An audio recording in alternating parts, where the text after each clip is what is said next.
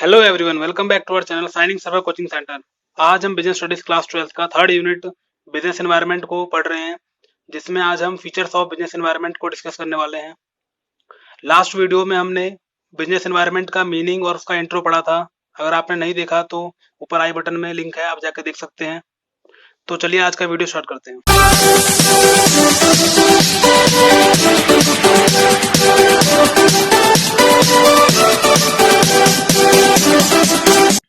Features of business environment, तो देखते हैं कौन कौन से बिजनेस एनवायरनमेंट के फीचर हैं।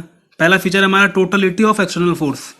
इसमें क्या बताया गया बिजनेस एनवायरनमेंट में कि जो एक्सटर्नल फोर्स है वो बहुत ज़्यादा यहाँ पर भरा हुआ है, यानी कि हमारा जो बिजनेस का एनवायरनमेंट है वो पूरा एक्सटर्नल फोर्सेस से भरा हुआ है। एक्सटर्नल फोर्स यानी कि हमारा जो गवर्नमेंट होती है, हमारी जो गवर्नमेंट के द्वारा ली गई पॉलिसीज होती है, जो हमारे कस्टमर होते हैं, कस्टमर का जो टेस्ट होता है, प्रेफरेंस होता है, सीजनल चेंज हो गया या फिर कोई नेचुरल डिजास्टर आ गया, वो सब हमारा एक्सटर्नल फोर्स होगा। अब मान लो भूकंप आ जाए, बाढ़ आ जाए, तो इसके कारण भी इम्पैक्ट पड़ेगा। सीजन चेंज हो, गर्मी के महीने में, ठंड के महीने में अलग अलग टेस्ट होता है लोगों का, तो ये सब होता है हमारा एक्सटर्नल फोर्स। तो हमारा जो बिजनेस का एनवायरनमेंट है वो एक्सटर्नल फोर्स से बहुत ज़्यादा भरा हुआ है।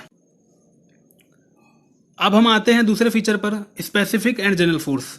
अब बिजनेस एनवायरनमेंट में दो तरीके से फोर्स होता है, एक होता है स्पेसिफिक और एक होता है जनरल।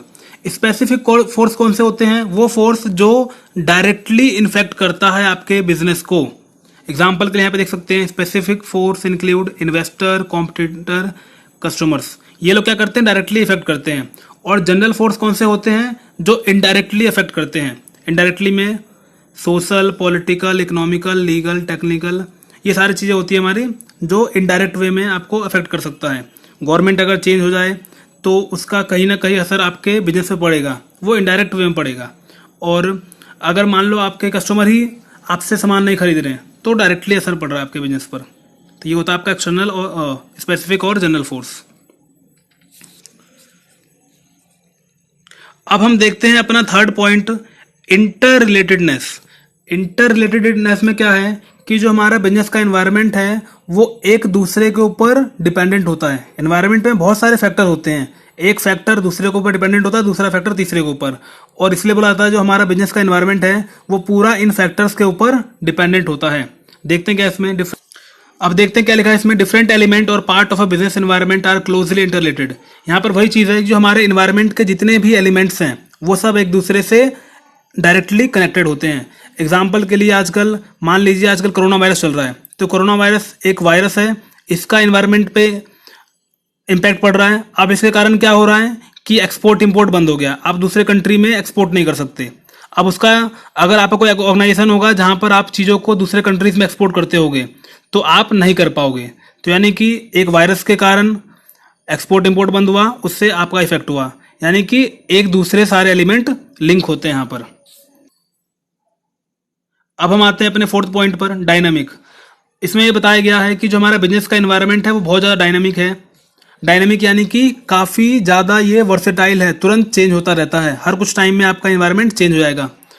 देखते क्या लिखा हुआ है इसमें, business environment is dynamic in which it keeps on changing with the change in technology, shift in consumer preference.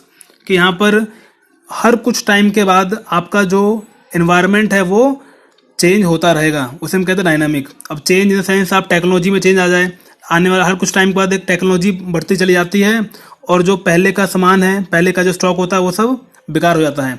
या फिर कह सकते हो जो हमारे जो कंज्यूमर है उनका टेस्ट चेंज होता रहता है हर कुछ टाइम के बाद, और ये भी बिजनेस एनवायरनमेंट का एक बहुत बड़ा फैक्टर है, और इसके अकॉर्डिंग आपको भी चेंज फिर करना ही पड़ेगा।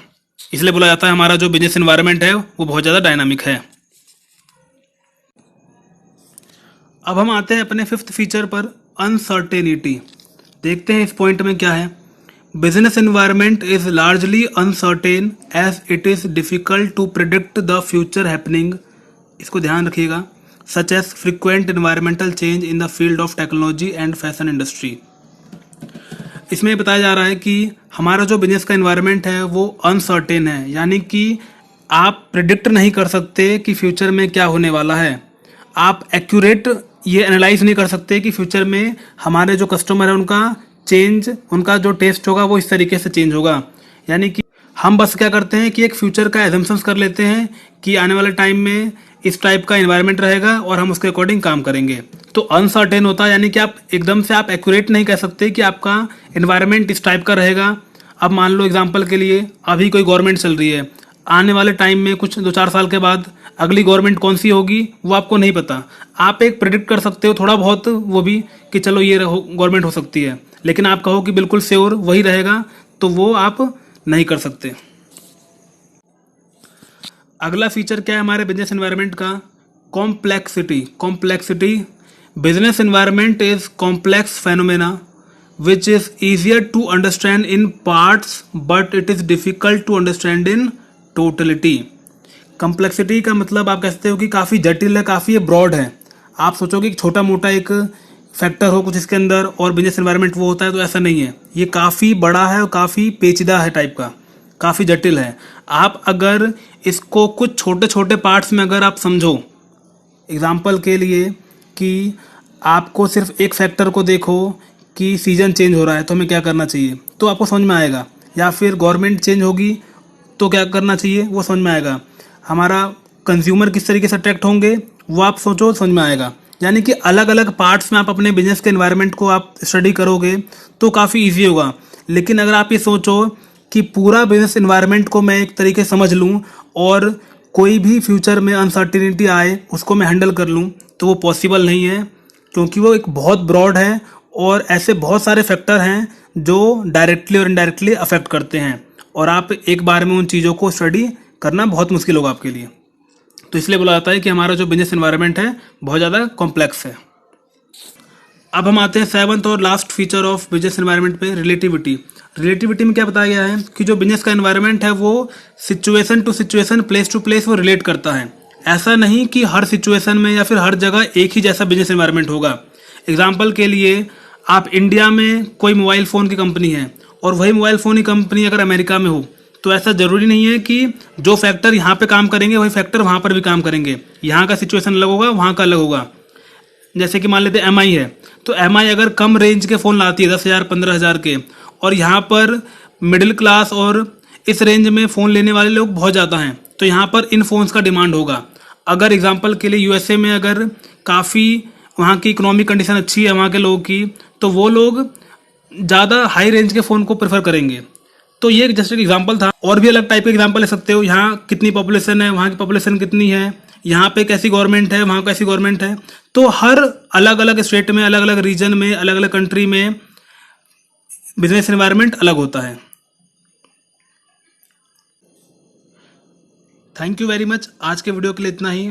हमने लास्ट वीडियो में बिजनेस एनवायरनमेंट का पूरा इंट्रोडक्शन पढ़ा था, तो आपने अगर वो वीडियो नहीं देखा तो जाकर जरूर देख लीजिए, ताकि उसमें आपको एक आइडिया मिल जाएगा कि बिजनेस एनवायरनमेंट में क्या होता है। उसका ये पूरा एक इंट्रो वहाँ पर दिया गया है, आपको डिस्क्रिप्शन में इसका लिंक दिख जाएगा। Thank you very much. Video अच्छी लगे तो लाइक करें, शेयर करें, सब्सक्राइब करें और फॉलो करें। Bye, take care.